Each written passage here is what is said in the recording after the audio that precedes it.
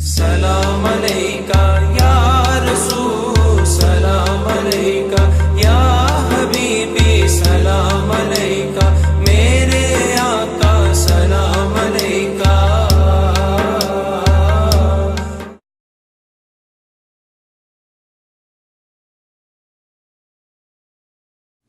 نحمده ونصلي ونسلم على سيدنا ومولانا محمد رسوله النبي الأمين المكين الحنين الكريم الرؤوف الرحيم. أما بعد، فأعوذ بالله من الشيطان الرجيم، بسم الله الرحمن الرحيم. قال الله تبارك وتعالى: لا نكلف نفسا إلا وسعها. وقال في مقام آخر: لا يكلف الله نفسا إلا وسعها. وقال في مقام آخر: فإن مع العسر يسرا إن مع العسر يسرا. صدق الله مولانا العظيم. معزز ناظرین و سامعین، الحمدللہ تعالی ہم اسلام کے دین رحمت و شفقت ہونے، اسلام کے دین امن و محبت ہونے، اسلام کے دین رأفت و سہولت ہونے کے تصور پر ایک سلسلہ وار گفتگو کر رہے ہیں، اور پچھلی نشست میں ہم نے اللہ تبارک و تعالیٰ کی توفیق سے احادیث نبوی سے بہت سے دلائل اور بہت سے ریفرنسز کوٹ کیے، جن سے آقا علیہ الصلوۃ والسلام کا اپنا طرز فکر اور طرز عمل اور آپ کا اسوہ مبارکہ اور آپ کی سیرت طیبہ نمایاں ہوتی ہے کہ دین کی تعبیر و تشریح آقا علیہ السلام کے ہاں سراسر نرمی، سہولت اور رحمت پر مبنی تھی، اور تمام امور میں اور تمام احکام میں، عبادات سے متعلق ہوں یا معاملات سے متعلق ہوں، امور دینی ہوں یا امور اخروی ہوں یا امور دنیاوی ہوں،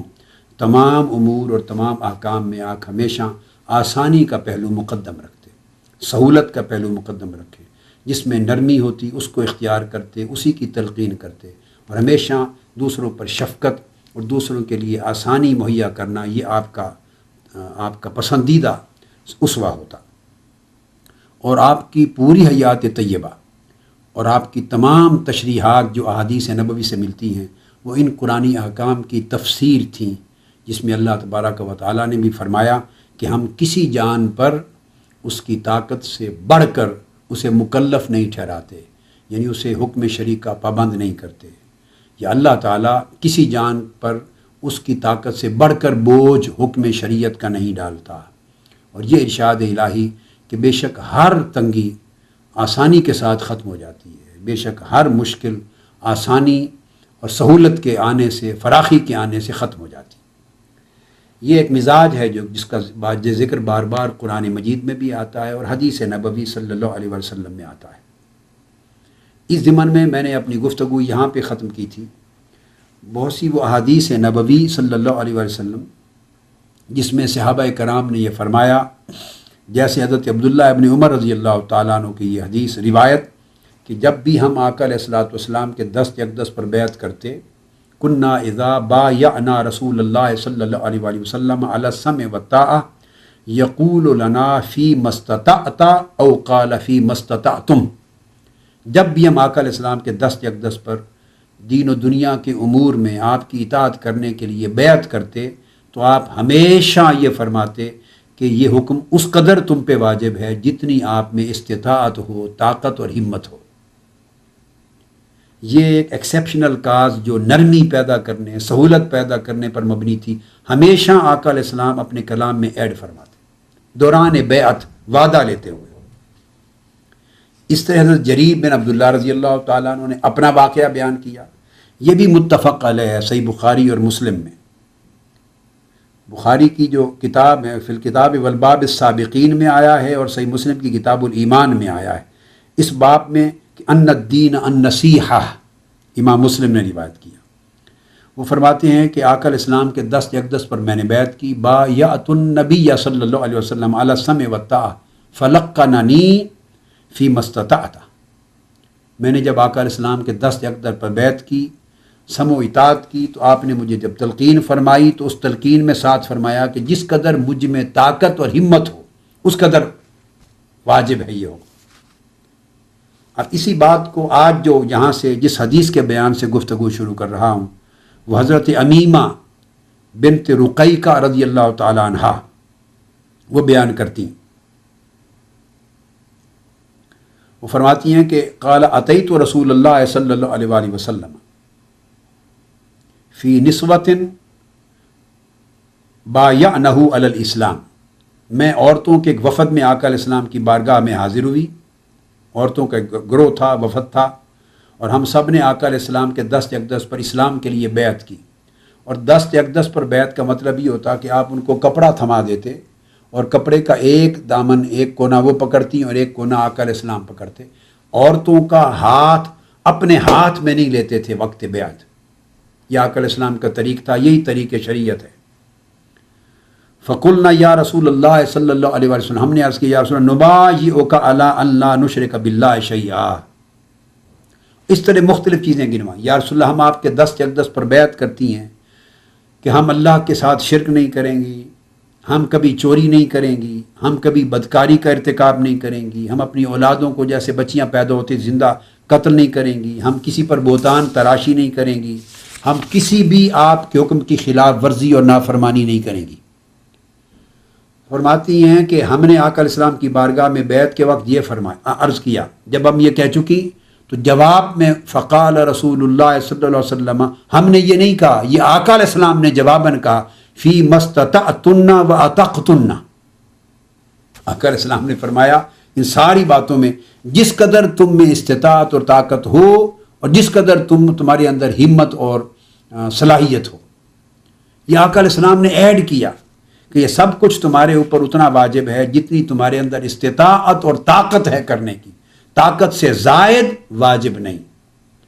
قالت فقلنا، جب آقا علیہ السلام کا یہ ارشاد شفقت برا رحمت برا یہ کلام سنا،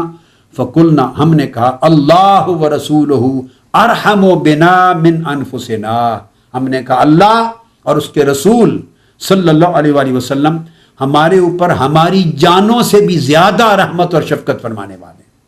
یعنی جو بات ہمیں نہیں سوچی ہم نے کھلے وعدے کر دیے اور ایبسلیوٹ وعدہ کر دیا بیعت میں،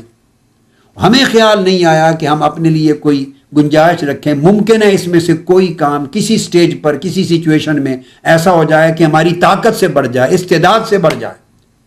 ہم نے اپنے لیے گنجائش نہیں چھوڑی۔ تو عرض فرماتی ہے کہ خدا کی قسم اللہ کے رسول اور اللہ، اب یہاں اللہ کی تو بات اس لیے نہیں ہو رہی کہ یہ قرآن کی آیت نہیں تھی،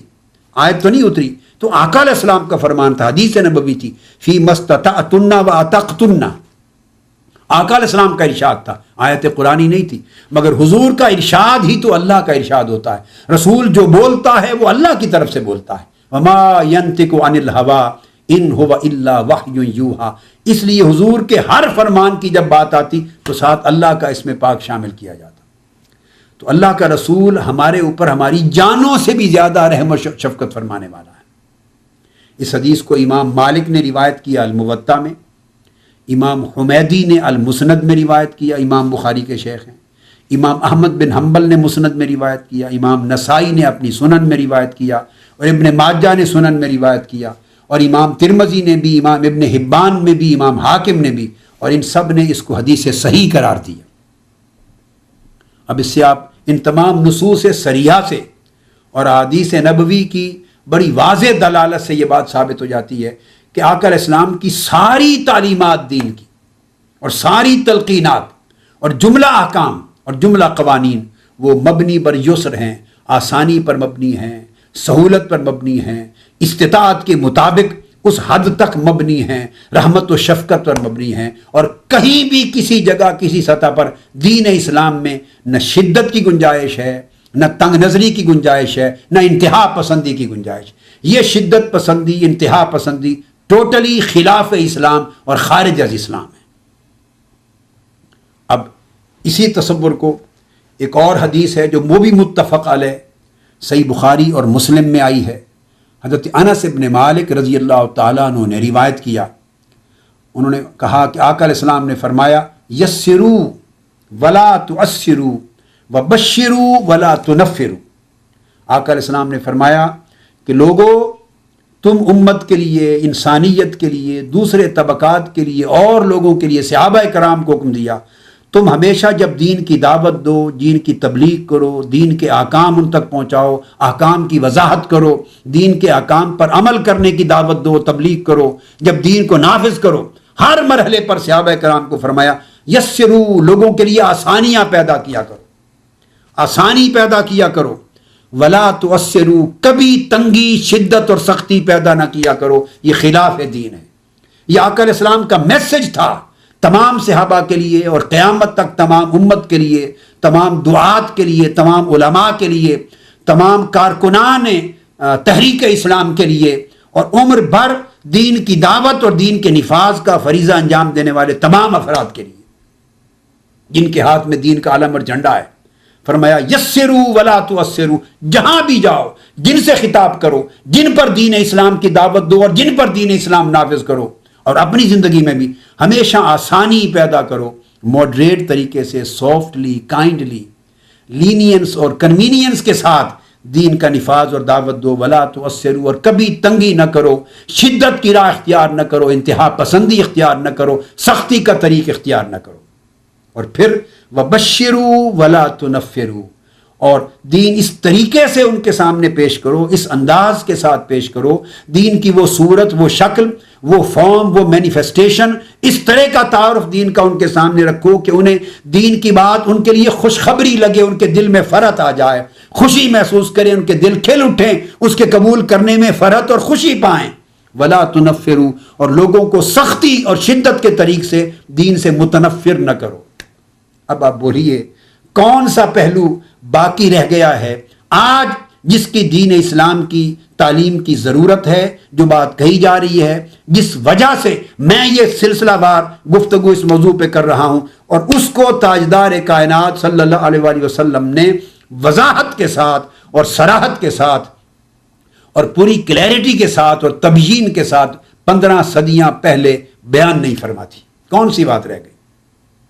کون سا وہ تصور ہے اس نرمی کا، شدت کی خلاف ورزی کا، انتہا پسندی پر کی مذمت کا، اور دین کے سہولت و نرمی کے تصور کا، جو آج ہم یا مغربی دنیا میں لوگ، میں ہر بات ان کی نہیں کہہ رہا، آج جس کی بات کہی جا رہی ہے اور وہ ایکچولی پسندیدہ ہے، وہ درست ہے، مبنی بر حق ہے، وہ کون سی بات ہے جو آج کہی جا رہی ہے اور تاجدار کائنات صلی اللہ علیہ وسلم نے اس کا پیغام امت کو، انسانیت کو نہیں دیا؟ ہم نے پڑھا نہیں ہے، ہم نے آگاہی حاصل نہیں کی، ہم نے کھول کر آقا علیہ السلام کی تعلیمات اور دین کی تعلیمات کو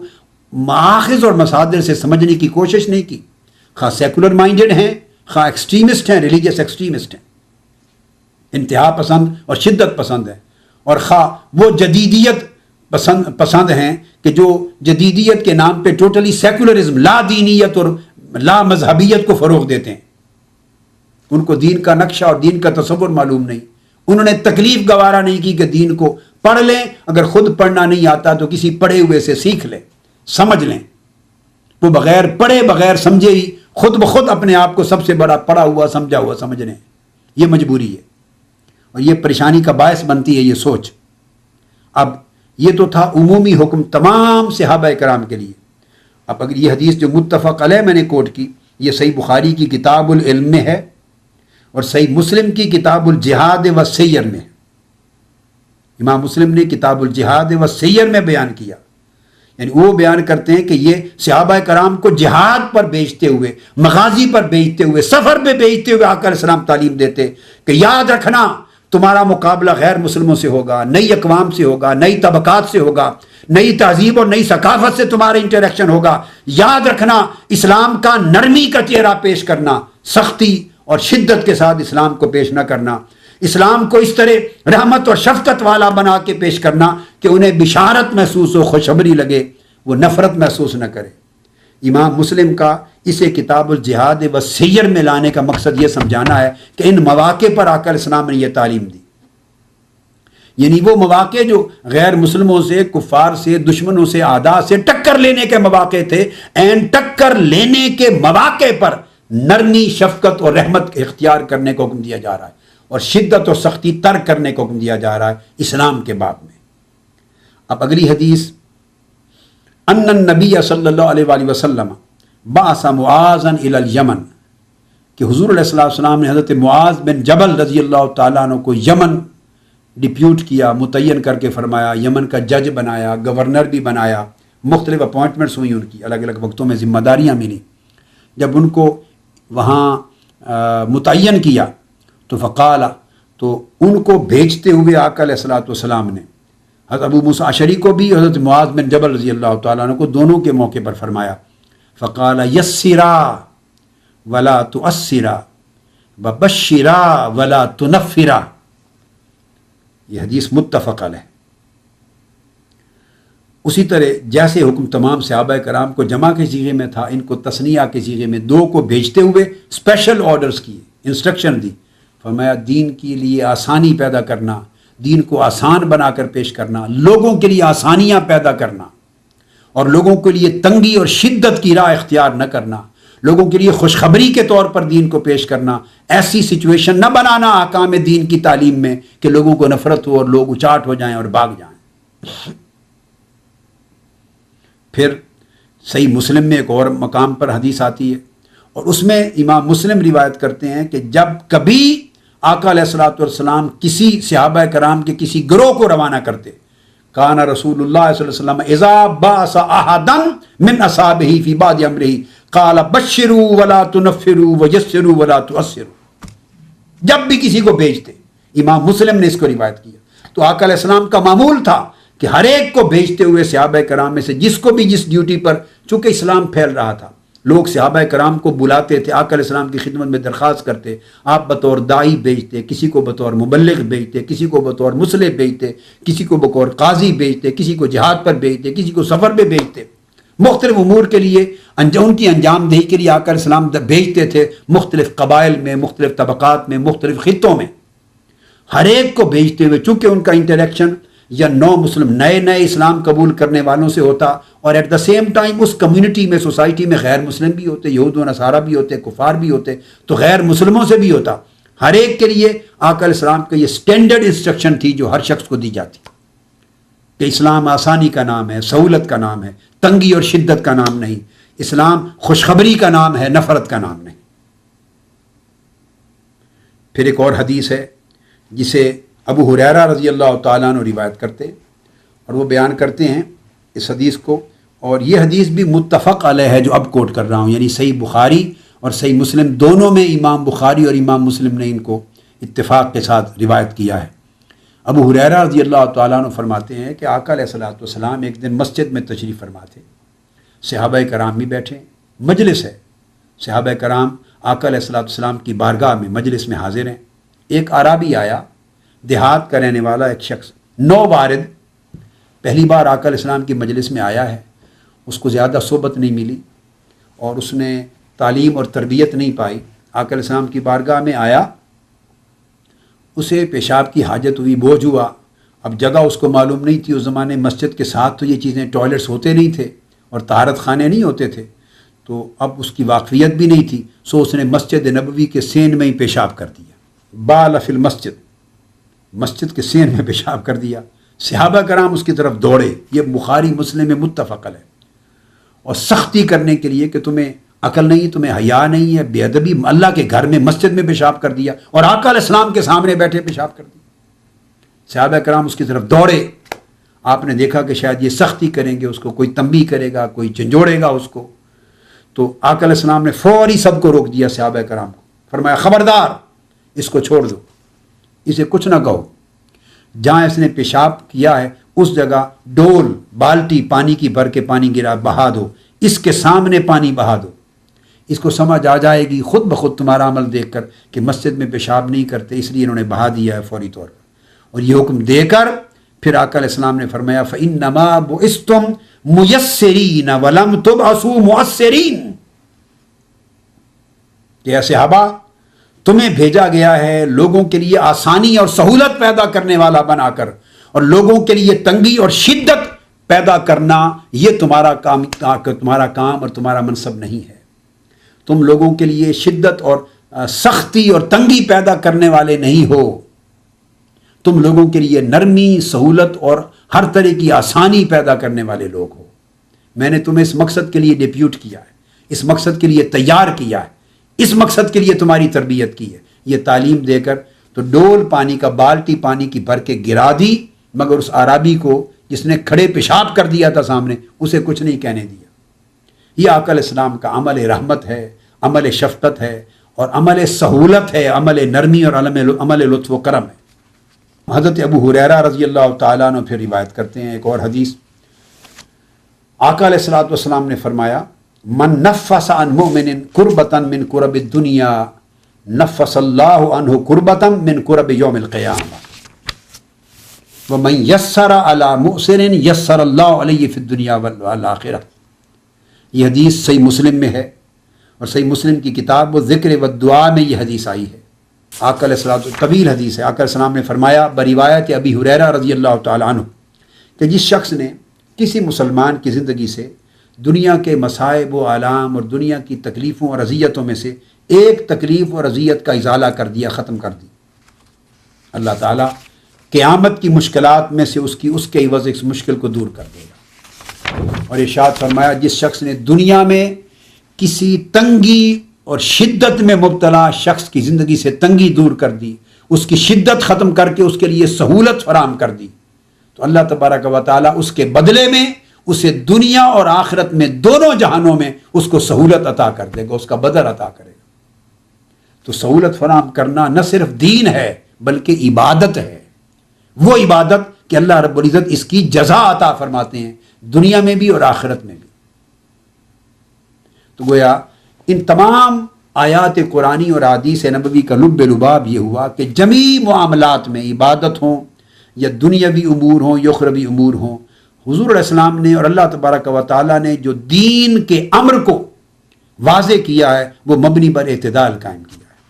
کہ دین کا ہر امر اعتدال پر مبنی ہے، اور یہ ماڈریٹ ہے، ماڈریشن پر اور ٹالرنس پر مبنی ہے، تیسیر پر مبنی ہے، ایزینس اور کنوینئنس پر مبنی ہے. اس میں غلو اور تطرف نہیں، اس میں شدت پسندی اور انتہا پسندی نہیں ہے، ایکسٹریمزم نہیں ہے، اس کے اندر ریڈیکلزم نہیں ہے، کنزرویٹزم نہیں ہے، اور حد سے بڑھ جانا مبالغہ پسندی نہیں ہے، بلکہ تمام امور میں، عبادات میں، معاملات میں، حقوق ازواج میں، حقوق اولاد میں، دنیا کے امور میں، آخرت کے امور میں، تمام امور میں اعتدال ہے، نرمی ہے، تاکہ انسانی زندگی میں سہولت اور آسانی کا غلبہ رہے، برقرار رہے. اس لیے آقا علیہ الصلوۃ والسلام اکثر و بیشتر جب صحابہ کرام کو تلقین فرما رہے ہوتے، تبلیغ فرماتے، دعوت دیتے، خطاب فرماتے، تو آپ کا کلام یہ ہوتا، اس میں یہ کلمات اکثر استعمال فرماتے، علیکم من الاعمال ما تطیقون، تم پر اعمال میں سے اس قدر واجب ہے جتنی تمہاری اندر ہمت اور طاقت اور استطاعت ہے. یہ آپ کا آقا علیہ السلام کا کثرت کے ساتھ آپ کا معمول تھا. یہ ساتھ ارشاد فرماتے علیکم من الاعمال ما تطیقون، پھر فرماتے فإن اللہ لا یمل حتی تملوا وإن أحب الأعمال إلى اللہ تعالی ما دوم علیہ وإن قل، کہ اللہ تبارک و تعالی تم پر کبھی سختی نہیں فرماتا، تمہارا نظام زندگی جزا اور سزا میں کبھی تنگی نہیں کرتا جب تک کہ تم خود اپنے لیے تنگی اور سختی کا راستہ اختیار نہ کرو. تم سب خرابی پیدا کرتے ہو، خود خرابی پیدا کرتے ہو اپنے لیے، جس کے نتیجے میں سختی آتی ہے. اور اللہ رب العزت کو تو تمہارے اعمال میں سے وہ اعمال نہایت پسند ہیں جن پر ہمیشگی ہو، دوام ہو، استمرار ہو، تم پرماننٹ اس پر جاری رہو اور قائم رہو اور دائم رہو. ایسا نہیں کہ آج کیا کل چھوڑ دیا، پھر کیا چھوڑ دیا، نہیں، جس پر تمہاری استقامت ہو. اللہ کو وہ اعمال پسند ہیں، وَإِن قَلَّ، خواہ مقدار اور تعداد میں وہ تھوڑے ہی کیوں نہ ہو. اللہ تبارک و تعالیٰ کثرت اعمال تم پر واجب ہی نہیں کرتا، عمل واجب کرتا ہے، خواہ تھوڑا ہو، جتنی تمہاری طاقت اور استطاعت ہے کرو، گریجولی آگے بڑھو. تو دین کا پورا مزاج اور تعلیمات اسلام کا پورا مزاج اس بنیادی تصور پر قائم ہے. اب اس پر میں 2 واقعات کوٹ کرتا ہوں، اور وہ 2 واقعات بھی ایسے جو احادیث صحیحہ میں وارد ہوئے ہیں، اور متفق علیہ ہیں، وہ بھی بخاری اور مسلم میں ہی آئے ہیں۔ حضرت عمرو بن العاص نے اپنے بیٹے حضرت عبداللہ بن عمرو بن العاص کی شادی کی، دونوں صحابی ہیں، عمرو بن العاص رضی اللہ تعالیٰ عنہ بھی، اور ان کے بیٹے عبداللہ بن عمرو بن العاص۔ عبداللہ بن عمرو بن العاص بڑے عبادت گزار، مجاہدہ کرنے والے مرتاز تھے، شب زندہ دار، صائم الدہر قائم اللیل تھے، روزانہ روزہ رکھتے، ساری رات قیام کرتے، اتنے عبادت گزار تھے عبداللہ بن عمرو بن العاص رضی اللہ تعالیٰ عنہ۔ تو ان کی شادی ہو گئی قریش کی ایک نیک اور صالح، بلند رتبہ اور بلند کردار ایک خاتون کے ساتھ۔ شادی جب ہو گئی تو کئی راتیں گزر گئیں، تو انہوں نے شباشی نہیں کی اپنی زوجہ کے ساتھ، مباشرت نہیں کی، رات کو اپنی زوجہ کے ساتھ مل کے نہیں گزاری ایک رات بھی، اپنی عبادت میں مصروف رہے۔ دن ہوتا تو روزہ رکھ لیتے صبح سحری کے وقت، اور شام کو افطار کرتے، رات کو پھر قیام اللیل میں کھڑے ہو جاتے مصلی پر۔ اس طرح ان کی رات عبادت میں گزرتی، دن بھی عبادت میں، روزے میں۔ تو حدیث کے الفاظ ہیں کہ حدیث میں مصروف تھے، یقوم اللیل فلا ینام و یصوم النہار فلا یفطر، نہ افطار کرتے یعنی روزانہ روزہ رکھتے، کوئی دن خالی نہ چھوڑتے، روزانہ قیام کرتے۔ حضرت عمرو بن العاص رضی اللہ تعالیٰ عنہ نے یہ بات اپنے بیٹے کے اس عمل کی کہ اپنی زوجہ کے حقوق ادا نہیں کر رہا، ساری رات قیام کرتا، دن کو روزہ رکھتا ہے، صائم الدہر اور قائم اللیل ہے، یہ بات آقا علیہ السلام کی بارگاہ میں شکایتاً کوٹ کر دی، یا اطلاعاً آقا علیہ السلام کی بارگاہ میں عرض کر دیا، یا رسول اللہ یہ ماجرا ہے۔ آقا علیہ السلام نے انہیں بلا بھیجا، اور بلا کر اس کی تصدیق کی، اور آقا علیہ السلام نے انہیں منع کر دیا، اور منع کر کے کہ یہ ہر روز روزہ رکھنا اور ساری رات قیام کرنا یہ منع ہے، آج کے بعد نہ کرنا، اور فرمایا اِنَّ لِجَسَدِكَ عَلَيْكَ حَقًّا وَإِنَّ لِعَيْنِكَ عَلَيْكَ حَقًّا وَإِنَّ لِزَوْجِكَ عَلَيْكَ حَقًّا وَإِنَّ لِزَوْرِكَ یعنی ضَيْفِكَ عَلَيْكَ حَقًّا۔ آپ نے فرمایا کہ اے عبداللہ بن عمرو، تمہارے جسم کا بھی تم پر حق ہے، تمہاری آنکھوں کا بھی یعنی جسم کو راحت دینا، آرام کرنا، خوراک دینا، تمہاری آنکھوں کا بھی تم پر حق ہے یعنی نیند کرنا،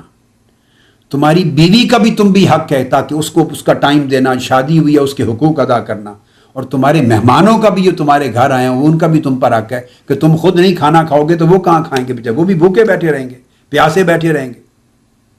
لہٰذا ان کے ساتھ مل کے کھاؤ دسترخوان پہ تاکہ انہیں بھی حوصلہ ہو اور کھائیں۔ تو یہ سارے حقوق ادا کرنا اور توازن اور اعتدال پیدا کرنا، بیلنسڈ لائف، اور اس کے اندر بیلنسڈ لائف ہو، اور ہر چیز کے اندر ایک توازن ہو، اعتدال ہو، موڈریشن ہو،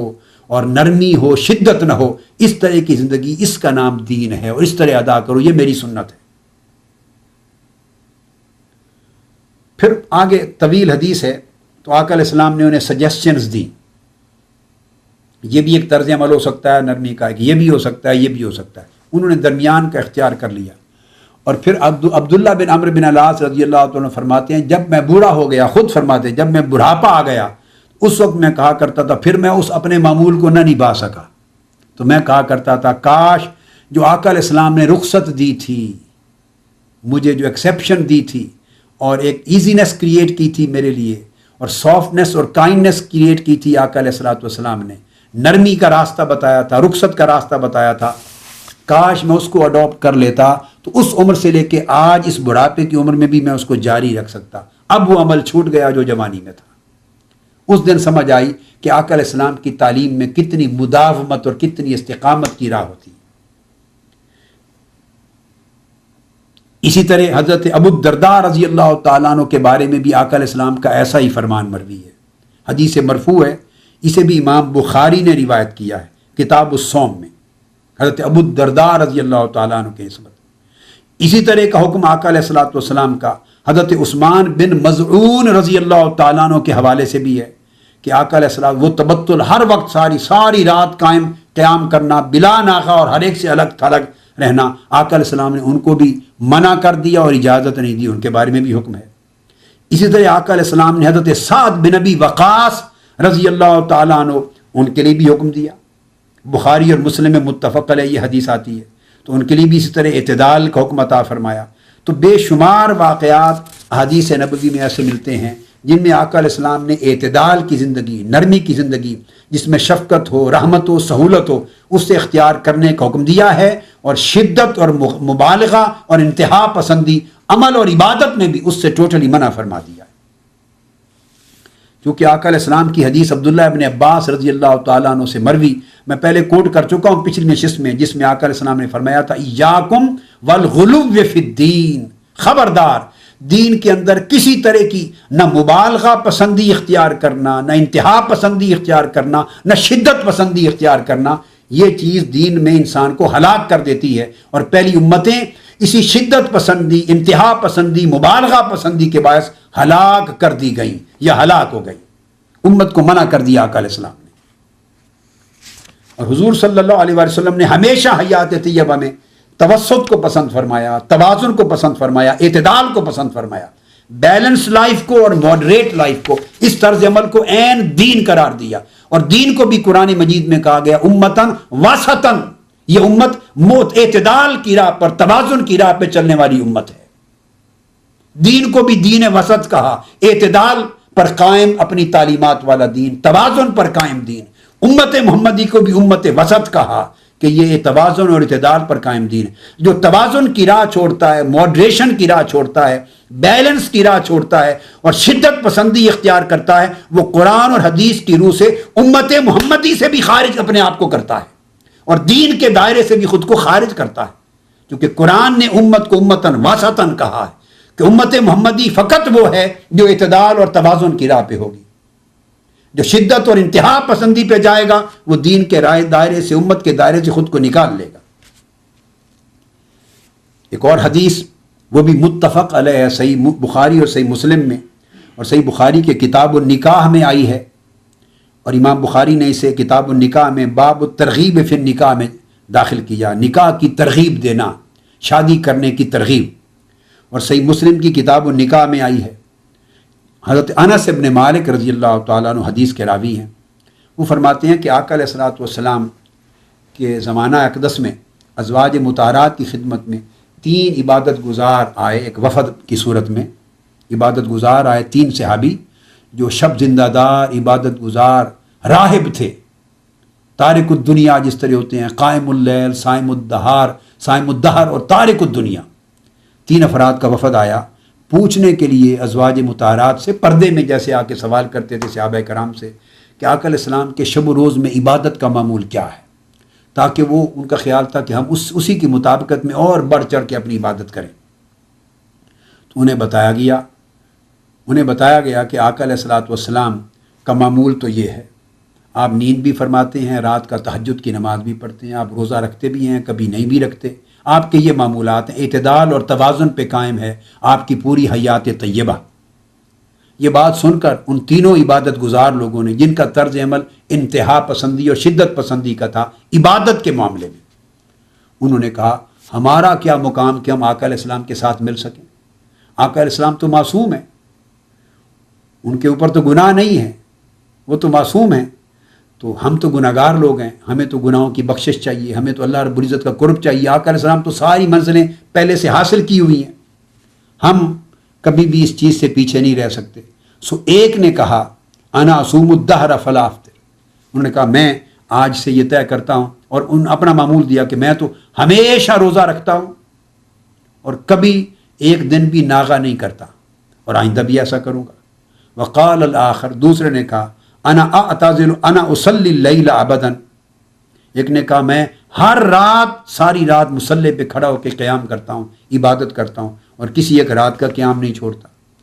دوسرے نے کہا کہ میں ہر روز روزہ رکھتا ہوں، کسی دن روزے کا ناغہ نہیں کرتا۔ تیسرے نے کہا انا اعتزل النساء فلا اتزوج ابدا، میں عورتوں سے دور رہتا ہوں اور میں اپنی پوری زندگی میں موت کے دم تک شادی بھی نہیں کروں گا۔ تو تینوں نے اپنے معمولات کے لیے قسم کھا لی، عہد کر لیا یا ازادہ کر لیا، عزم کر لیا۔ اتنے میں آقا علیہ السلام تشریف لے آئے، فجاء رسول اللہ صلی اللہ علیہ وسلم فقال انتم الذین قلتم کذا وکذا، آقا علیہ السلام نے فرمایا تم وہ لوگ ہو جنہوں نے یہ کہا ہے۔ آقا علیہ السلام نے ان کی بات ریپیٹ کر دی، تم نے کہا ہے کہ میں ہر رات قیام کروں گا اور کسی ایک رات بھی ناغہ نہیں کروں گا، قیام اللیل پورا کا پورا ساری رات قیام کروں گا، تم نے کہا کہ ہر روز روزہ رکھوں گا، کبھی ترک نہیں کروں گا، تم نے کہا ہے کہ عمر پر شادی نہیں کروں گا۔ یہ باتیں سن کے عرض کی یا رسول اللہ ہم نے ایسا کہا ہے۔ آقا رسول نے فرمایا اما واللہ انی لاخشاکم للہ واتقاکم لہ، کہا کہ بتاؤ کہ خدا کی قسم کیا میں تم سب سے بڑھ کر اللہ کی خشیت رکھنے والا اور اللہ کا تقوی رکھنے والا نہیں ہوں؟ خدا کی عزت کی قسم میں تم سب سے بڑھ کر اللہ کا خوف و خشیت بھی رکھتا ہوں، اللہ کا تقوی بھی رکھتا ہوں، یعنی تم سب سے بڑھ کر اللہ کی عبادت کا جذبہ میرے اندر ہے۔ ولاکنی اصوم و افطر، لیکن میں روزہ بھی رکھتا ہوں اور افطار بھی کرتا ہوں، اور میں نماز بھی رات کو پڑھتا ہوں اور آرام بھی کرتا ہوں، اور میں شادیاں بھی کرتا ہوں اور میں ان کے حقوق بھی ادا کرتا ہوں۔ فمن راغب عن سنتی فلیس منی، سو یہ میری سنت ہے، جو میرا اسوہ ہے، جو میری سنت کو چھوڑ دے گا، منہ موڑے گا اس سے، وہ میری امت میں سے نہیں ہے۔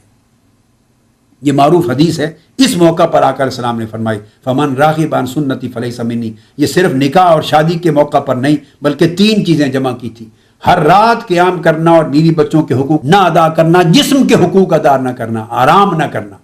روزانہ روزہ رکھنا، کبھی افطار نہ کرنا، اور شادی نہ کرنا، اس طرح متزوج نہ رہنا اور تارک الدنیا رہنا۔ تو ان 3 چیزوں کے رد میں آقا علیہ السلام نے فرمایا کہ میں اللہ سے سب سے زیادہ ڈرنے والا، سب سے زیادہ اللہ کی خشیت رکھنے والا، سب سے زیادہ اللہ کا تقوی رکھنے والا، سب سے زیادہ اللہ کی عبادت کرنے والا ہوں۔ لہٰذا میری عبادت کا طریقہ یہ ہے کہ میں رات کی عبادت بھی کرتا ہوں اور بستر پہ سوتا بھی ہوں، میں روزے بھی رکھتا ہوں اور چھوڑتا بھی ہوں، اور میں شادیاں بھی کرتا ہوں اور ازواج کے حقوق بھی ادا کرتا ہوں۔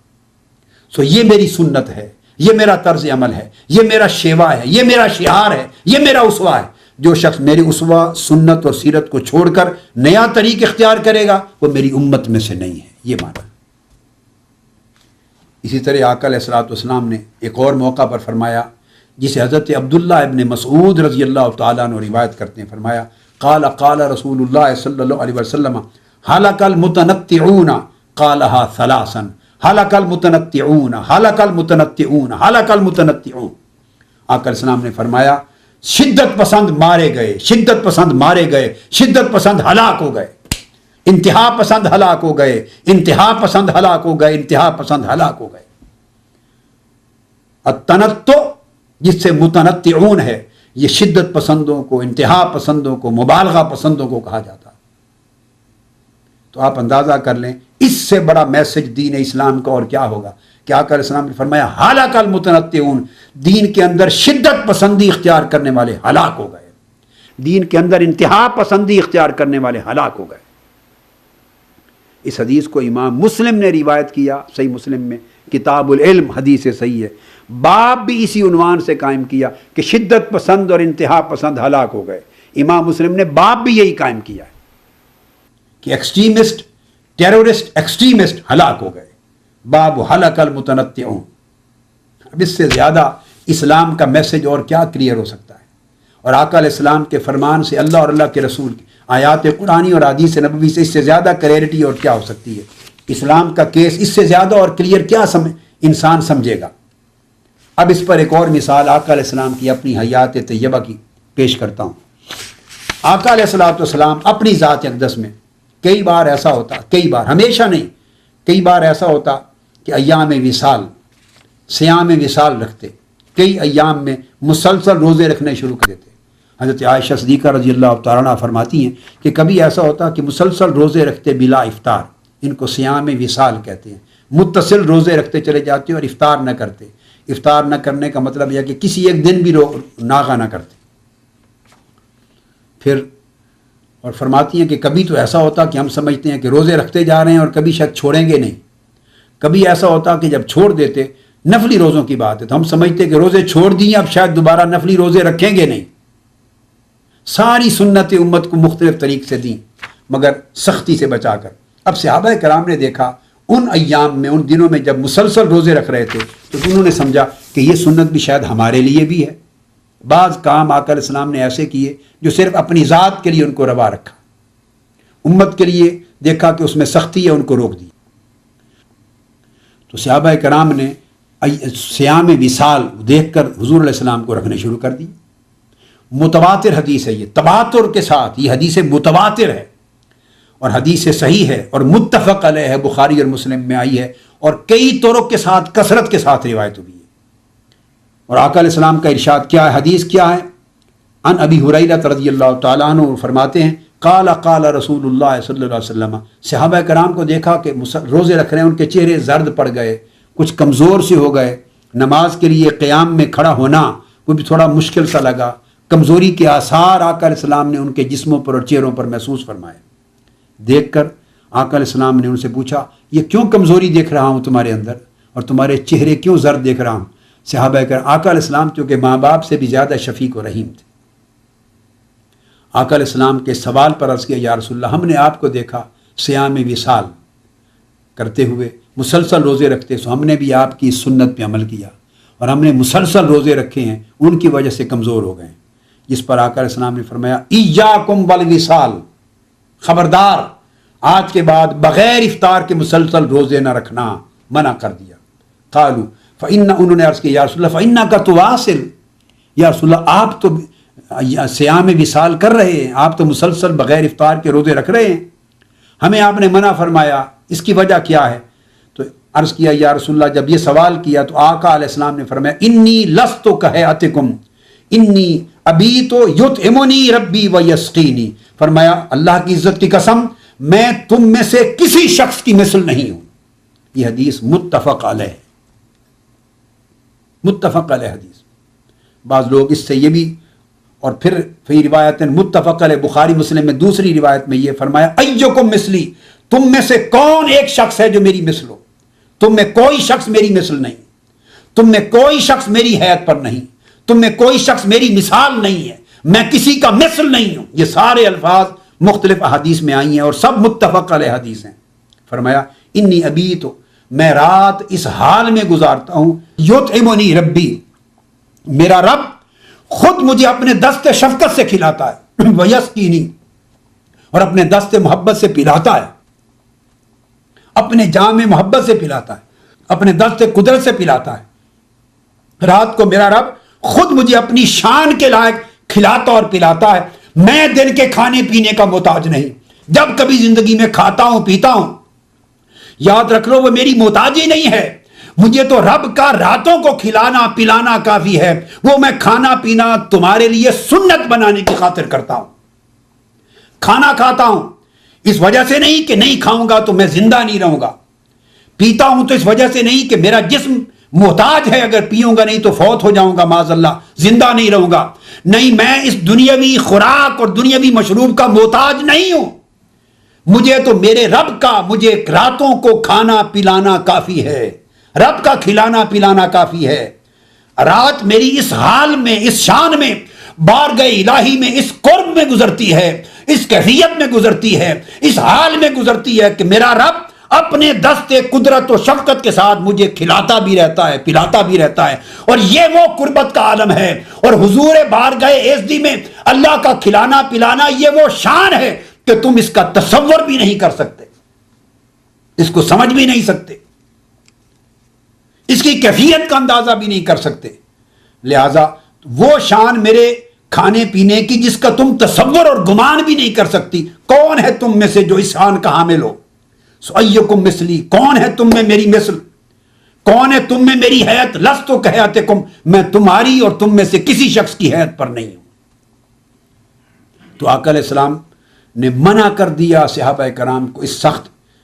حکم کے ساتھ، اور اپنی شان بھی بیان کر دی۔ دو باتیں اس حدیث پاک سے، متفق علیہ حدیث۔ امام بخاری نے اس کو کتاب الصوم میں باب الوصال میں کئی حدیث کئی طرق سے متفق علیہ حدیث کو لیا ہے۔ امام مسلم نے بھی کتاب الصیام میں باب النہی عن الوصال فی الصوم اس کے اندر لیا ہے، اور بہت سی حدیث مختلف طرق سے روایت کی ہیں متفق علیہ۔ ایک تو یہ پتہ چلا کہ آقا علیہ السلام صحابہ کرام کے لیے اور امت کے لیے کتنی نرمی اور شفقت کی راہ سجیسٹ فرما رہے ہیں، ریکمینڈ فرما رہے ہیں۔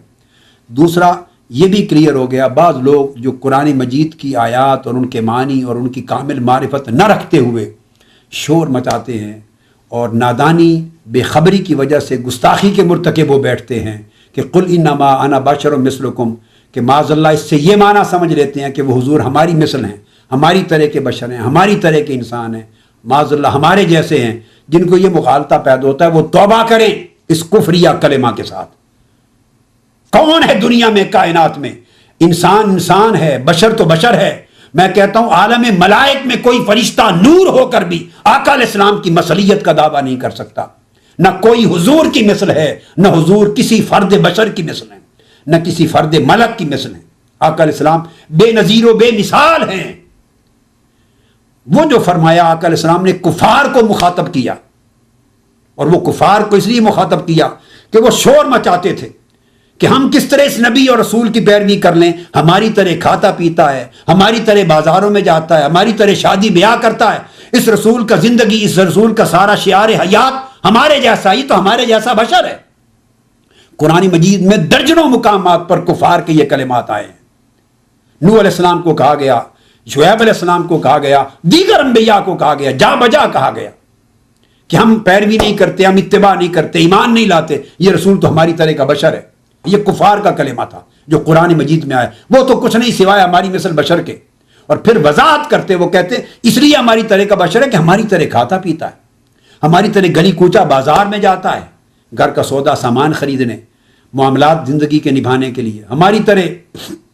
شادی بیاہ کرتا ہے، تو ان امور پہ نظر رکھتے اور کہتے کہ وہ ہماری مثل ہے۔ آقا علیہ السلام کو فرمایا گیا کہہ دیجئے قل انما انا بشر مثلکم، یہ جو بشریت کے ظاہری تقاضے ہیں، بشریت کے ظاہری تقاضے جنہیں تم دیکھتے ہو، میں اس وقت بشریت کے ظاہری تقاضوں میں تمہارے جیسا تمہیں نظر آتا ہوں، تمہاری مثلوں ان ظاہری تقاضوں میں، ان ظاہری تقاضوں کی مثلیت کو دیکھ کر اس پر میری شان قیاس نہ کر لینا کہ کہیں مجھے ہی اپنے جیسا سمجھنے لگو، اس پر میرا مقام متعین نہ کر دینا کہ کہیں میرا مقام بھی معاذاللہ اپنے جیسا سمجھنے لگو، میری حقیقت و ماہیت کو یہ سمجھنے لگ جانا، میری ذات کی معرفت کہیں اس سے اخذ نہ کرنے لگ جانا۔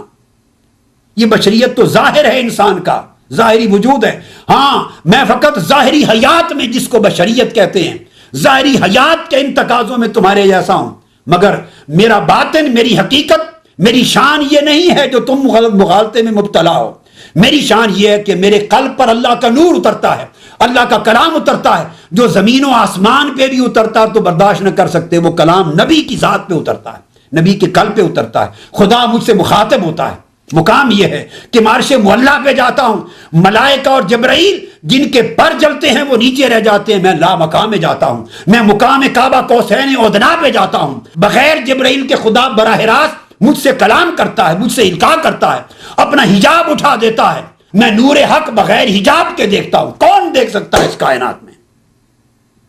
یہ ظاہری بشری مثلیت اور ہے، اور حقیقی مثلیت اور حیاتی مثلیت اور ہے۔ اور پھر بشری مثلیت میں بھی ان چیزوں میں کہ بشر ہونے میں تمہارے جیسا ہوں، انسان ہونے میں تمہارے جیسا ہوں، میں نفی نہیں کرتا اس بات کی کہ میں انسان ہوں، مجھے شان بشریت بھی دی گئی ہے، تبھی تو میں شادی کرتا ہوں، میری اولاد ہے تاکہ شادی تمہاری سنت بنے، کھاتا پیتا ہوں تاکہ کھانا پینا تمہاری سنت بنے، چلتا پھرتا ہوں، اٹھتا بیٹھتا ہوں، جہاد اور سفر و حضر میں جاتا ہوں تاکہ پورا کا پورا نظام زندگی تمہیں میری سنت و سیرت سے مل سکے۔ اگر یہ بشری مثلیت پیدا نہ کی جاتی تو تمہیں میری سنت نصیب نہ ہوتی، میرا اسوہ اور سیرت نصیب نہ ہوتی، تم میری اطاعت اور اتباع نہ کر سکتے۔ مگر اس پر میری بشریت کو بھی قیاس نہ کر لینا کہ کہیں سمجھو کہ میری بشریت بھی اسی طرح تمہاری مثل ہے، نہیں، میں انما انا بشر مثل، میں تمہاری بشر ہونے میں تمہاری طرح ہوں۔ ارے جس طرح ایک پتھر پڑا ہوا ہے، ایک ہیرا ہے، ہیرا بھی پتھر ہے، اور عام جو گھر کی دیوار پہ لگایا جاتا ہے، جس سے دیوار تعمیر کرتے ہیں، باہر دروازے کے باہر آپ گیراج بنا دیتے ہیں یا ڈرائی وے بنا دیتے ہیں، وہ بھی پتھر ہے۔ اب وہ اگر بولے پتھر، ڈرائی وے کا پتھر بولے، گھروں کی دیواروں کا پتھر بولے ہیرے کو کہ میں بھی پتھر ہوں، تم بھی پتھر ہو، لہٰذا ہم ایک جیسے ہیں، تو ہیرا جواب دے گا کہ نادان، ہم ایک جیسے نہیں، ہاں پتھر ہونے میں تو ایک جیسا ہوں، مگر تو کہاں، تو لوگوں کے پاؤں کے نیچے روندا جاتا ہے، اور میں ہیرا کہاں، مجھے بادشاہوں کے تاج پہ سجایا جاتا ہے۔ سو پتھر ہونے میں تو ایک جیسا ہوں، مگر میری شان بلند ہے، تیری شان پست ہے، زمین آسمان کا فرق ہے۔ تو اس طرح یہ فرق ہے۔ لوہا ایک شے ہے، اور ایک فولاد ایک شے ہے، اور اس فولاد سے بننے والے آلہ آلات ایک شے ہیں. تو یہ جو ڈیفرنس آ جاتا، ہر چیز، برتن ہے ہمارے مٹی ہے، مٹی سے بنتے ہیں، یہ کپ، یہ ڈنر سیٹ، یہ ٹی سیٹس بھی مٹی سے بنتے ہیں. ریفائن ہوتے ہوتے، شستہ ستھرے، صاف مصفہ مزکہ ہوتے ہوتے ایک سٹیج آتی ہے، اس سے امریکن ڈنر سیٹ بھی بنتا ہے، فرنچ ڈنر سیٹ بھی بنتا ہے، برٹش ڈنر سیٹ بھی بنتا ہے، جو آپ لاکھوں روپے کے ساتھ خریدتے ہیں. اور ایک وہ مٹی کے ڈھیر ہیں جو اٹھا کے آپ پھینک دیتے ہیں، جو گلی گلی میں پڑے ہوتے ہیں مٹی کے ڈھیر. اب وہ مٹی بولے اس ڈنر سیٹ کو جو لاکھوں روپے کا ہے، ملین کا ہے، اس کو بولے کہ میں بھی مٹی تم بھی مٹی، ہم ایک جیسے ہیں، مثل ہیں. تو پھر وہ بولے گا وہ برتن کہ ہاں میں مٹی ہونے میں، کہ اصلاً میرا جو جسم ہے وہ مٹی سے ہے، تو اس مٹی ہونے میں تو ایک جیسا ہوں، فقط ہونے کے عمل میں، مگر میری مٹی تیری مٹی ایک جیسی نہیں ہے. تو اور ایک پروسیس میں ایک جیسے ہیں، ایک پروسیس میں، مگر تو اور ہے، تو پاؤں کے نیچے روندی جانے والی مٹی ہے، اور میں لاکھوں روپے کے ساتھ ایک چھوٹا سا کپ پر مشتمل ڈنر سیٹ ہے، میں لاکھوں روپے کا ڈنر سیٹ بنتا ہوں، ٹی سیٹ بنتا ہوں. تو حجر اسود، کعبۃ اللہ کے پتھر ہیں، وہ بھی پتھر ہیں، صفا مروہ کے بھی پتھر ہیں، اور زمین پر پڑے ہوئے ہر پہاڑی سرزمین کے پتھر ہیں. وہ بولیں کہ میں صفا مروہ جیسا ہوں،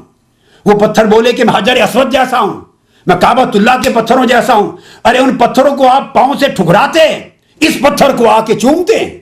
تو مثلکم کیسے ہو گیا؟ وہ کہے گا ہاں پتھر ہونے میں، اس پتھر میں سے ہونے کی جو نسبت ہے، اس نسبت میں تو ایک جیسا یکسانیت ہے، مگر میں وہ پتھر کے کعبے کی زینت ہوں، مجھے انبیاء بھی چومتے ہیں، اور تو وہ پتھر جو نیچے دھکے کھاتا پھرتا ہے. لہٰذا یہ ہے بشر مثلکم کا معنی، کہ مٹی سے بشر ہونے میں ایک جیسا ہوں، مگر مٹی بھی ایک جیسی نہیں. ہماری مٹی وہاں ہے جہاں قبر ہماری بنتی ہے. حدیث پاک سے اور قرآن مجید سے ثابت ہے اس شخص کا جسم اس مٹی سے بنا ہے جہاں وہ دفن ہوتا ہے، جہاں اس کی قبر بنتی. آقا علیہ السلام کی بشریت مقدسہ میں جو مٹی استعمال ہوئی وہ ہے جہاں قبر انور ہے، حضور کا روضہ اطہر ہے، گنبد خضرا ہے. اور وہ کہاں ہے؟ آقا علیہ السلام نے فرمایا ما بین بیتی و منبری روضۃ من ریاض الجنہ، میرا گھر، میرا حجرہ عائشہ رضی اللہ تعالیٰ عنہ، وہاں سے لے کر میرے منبر تک سارا خطہ جنت کے اعلیٰ باغات میں سے ایک باغ ہے. تو جہاں آقا علیہ السلام جس مٹی سے بنے وہ ہے جہاں قبر انور بنی، اور جہاں قبر انور بنی وہ روضۃ من ریاض الجنہ ہے، وہ جنت کی مٹی ہے. اور جنت کی مٹی مٹی ہو کر بھی نور ہے، وہ خاک نہیں ہے. جنت کا پانی نور، جنت کے درخت نور، جنت کے رضوان نور، حور و قصور نور، جنت کا پانی نور، جنت کے چشمے نور، جنت کی شراب نور، جنت کی ہر شے نور ہے، چونکہ جنت خود نور ہے. نام اس کا مٹی ہے، چونکہ شکل اس کی مٹی جیسی ہے. جیسے ہم اپنی زمین پر مٹی کو دیکھتے ہیں تو جنت میں بھی مٹی ہے سفید نور کی. بولا مٹی جا یہ جنت کی مٹی ہے، یہ زمین کی مٹی ہے، تو کہا جائے گا مٹی ہونے میں ہم ایک جیسے ہیں، مگر فرق یہ ہے کہ میں جنت کی مٹی، تو زمین کی مٹی، میری تخلیق بھی نور سے، مٹی ہو کر بھی نور ہو، اور تم مٹی ہو کر کہیں پلید مٹی ہے کہیں پاک مٹی. لہذا آقا علیہ السلام کا جسد بشری جس مٹی سے بنا وہ مٹی بھی جنت کی مٹی ہے، اور جنت کی مٹی خود نور ہے. تو آقا کی بشریت بھی نورانی ہو گئی. یہی وجہ ہے کہ سورج میں چلتے مگر اس پر سایہ زمین پہ نہ آتا. یہی وجہ ہے کہ آپ جہاں بیٹھتے کبھی مکھی آ کے نہ بیٹھتی اس بشری جسم پر. یہی وجہ ہے کہ جس گلی کوچے سے آقا گزر جاتے وہاں کی خوشبو پہچان کر صحابہ جان لیتے کہ محبوب اس راستے سے گزرا ہے، چونکہ وہ بشری جسم کی خوشبو تھی. لعاب دہن اگر حضرت علی کی دکھتی ہوئی آنکھ میں لگا دیتے تو آنکھ شفا یاب ہو جاتی. گری ہوئی آنکھ جو زخم سے نیچے گر گئی تھی نیزے کی نوک سے، نیزے سے، اس کو دوبارہ لگا دیتے لعاب دہن سے، وہ شفا یاب ہو جاتی. کھارے کڑوے پانی کے کنویں میں اس بشری جسم کا لعاب دہن مبارک ڈال دیتے تو پانی شکر کی طرح میٹھا ہو جاتا. ہاتھ لگا دیتے مردے زندہ ہو جاتے. جس ہاتھ میں انگلیاں ڈبو دیتے تھوڑا سا ایک کوزے کا پانی 500 صحابہ کے غسل اور وضو کو کافی ہو جاتا. ہاں یہ بشری جسم تھا، اسی بشریت کا بشر مثلکم، اس کے برکات کا عالم یہ، ان کے فیوزات کا عالم یہ، ان کی کرامات کا عالم یہ. تو مثلکم کا معنی سمجھنا چاہیے کہ مصریت کا اطلاق کس شے پر ہے. جیسے کوئی کہا جائے ہاں ہم انسان ہونے میں ایک جیسے ہیں، مسلمان بھی کہے کافر بھی کہے انسان ہونے میں وہ بھی انسان ہے میں بھی انسان ہوں، مگر اس کی انسانیت دوزخ کا ایندھن بن رہی ہے کافر کی. اس کی انسانیت جنت کی رونق بن رہی ہے، زینت بن رہی ہے۔ مومن اور فاسق بھی کہے ہاں انسان ہونے میں ایک جیسے ہیں، ولی اور ایک بدکار بھی کہے انسان ہونے میں ایک جیسے ہیں، نبی اور غیر نبی کہے، ایک طرف نبی اور رسول ہے انسان، ایک طرف کافر کھڑا ہے، ہاں بھی بشر ہونے انسان ہونے میں ایک جیسے ہیں۔ تو یہ وہ نسبت ہے، مگر اس کا قطعا اطلاق مرتبہ کے ساتھ، شان کے ساتھ، حال کے ساتھ، مقام کے ساتھ، حیت کے ساتھ، کیفیت کے ساتھ کبھی اس کا اطلاق نہیں ہو سکتا۔ اور پھر یہ خطاب کافروں کے لیے جن کی نگاہ مسلیت پہ ہی پڑا کرتی تھی، یہ خطاب نہ ابو بکر کا ہے، نہ عمر کو ہے، نہ عثمان کو ہے، نہ علی کو ہے۔ اس آیت کریمہ کے مخاطب کفار اور مشرکین ہیں، مومنین کو نہیں کہا، چونکہ وہ مسلیت کو تکتے نہیں تھے، وہ فوقیت و فضیلت کو دیکھتے تھے۔ وہ یہ نہیں دیکھتے تھے کہ ہمارے ساتھ کھاتے پیتے ہیں، یہ نہیں دیکھتے تھے۔ وہ یہ دیکھتے تھے کہ انگلی اٹھتی ہے تو چاند کا سینہ چڑھ جاتا ہے، وہ یہ دیکھتے کہ ہاتھ اٹھتا ہے تو ڈوبا سورج پلٹ آتا ہے، وہ یہ دیکھتے تھے کہ پتھروں کو اشارہ کرتے ہیں تو کلمہ پڑھتے ہیں، درخت کی طرف انگلیاں اٹھاتے ہیں تو زمین کا سینہ چیر کر سجدہ ریز ہو جاتا ہے۔ ان کی نگاہ ان چیزوں کو دیکھتی تھی۔ ابو جہل اور ابو لہب کی نگاہ ان مسلیت کی باتوں کو دیکھتی تھی۔ ایک عظیم الشان یہ پہلو تھا آقا علیہ السلام کی شان اقدس کا، جو اس حدیث پاک کی روشنی میں قرآن مجید کی تفسیر ہو گئی، یہ واضح ہوا۔ اور وہ مضمون اپنی جگہ مسلم جس کا ہم ذکر کر چکے کہ آقا علیہ السلام کی ساری تعلیمات اور قرآن کے تمام احکام اور دین کے تمام احکام و تعلیمات مبنی ہیں رحمت پر، شفقت پر، نرمی پر، سہولت پر، اور قطعاً کسی مقام پر ان میں نہ شدت کی گنجائش ہے، نہ انتہا پسندی کی گنجائش ہے، نہ مبالغہ پسندی کی گنجائش ہے، اور چہ جائے کہ جبر و بربریت و دہشت گردی کی گنجائش ہے، وہ تو ہے ہی سراسر کفر۔ اللہ تبارک و تعالی ہمیں اسلام کا اور قرآن و سنت کا صحیح فہم اور صحیح معرفت عطا کرے۔ یہ مضمون انشاءاللہ تعالی اگلی نشستوں میں اب ہمارا جاری رہے گا۔ وما علینا الا البلاغ۔ سلام علیکم